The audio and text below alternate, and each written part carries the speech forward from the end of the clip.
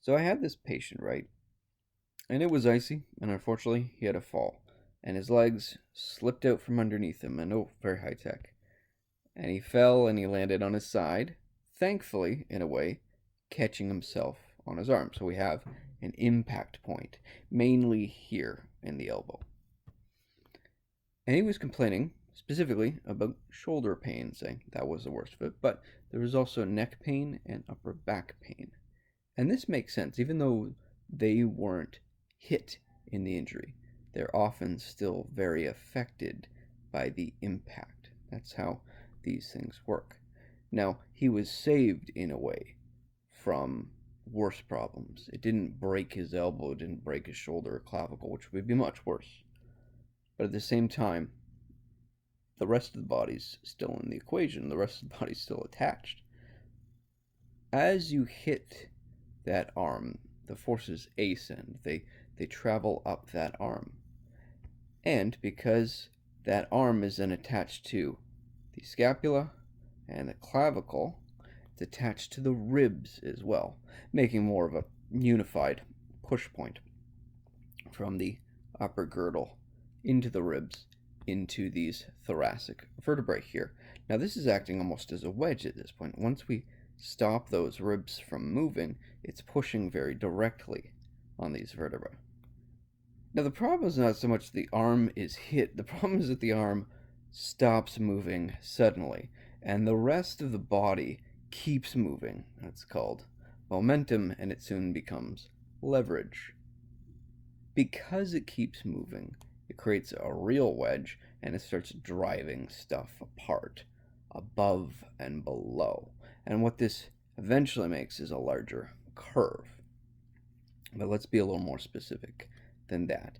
Because we're not moving here, we start to create bending. We fold around this point. So what we should see, even though it's not good, we should see is the head continuing to move. So the head might end up here, and the neck bends this way. The upper thorax will bend this way as the rest of the body goes along with it. And this means that everything on the left side here is pushed together. It's getting kind of all squashed up. These joints of the spine will allow for it. So will the ribs. It won't like it, but it'll allow for it. Whereas on the opposite side, we get a whole bunch of strained tissue, lengthened tissue. Not necessarily strained, but could easily be strained. And so we have more of a complex thing. The pain might feel like it's just coming from that shoulder. It might feel like it's just coming from here. But as usual, it's a little more complex with that. Let me clean this up for us just a little bit. So when we work on that shoulder, we have to consider there's more to it. There's more attached to it.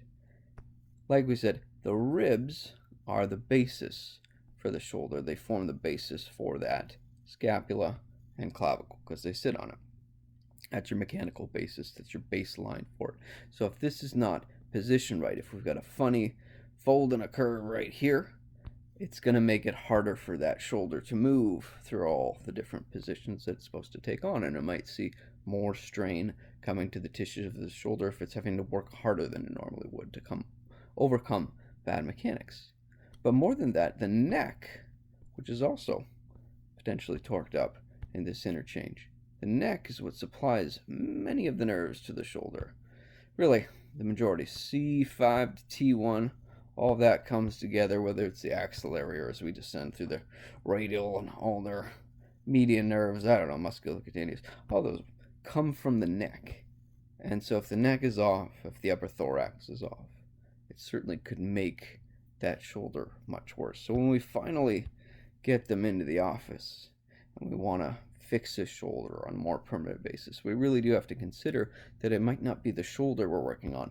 We're working in first sorting out the neck and the upper thorax so that we actually have something to work with, something that makes sense and something that works better as a unit.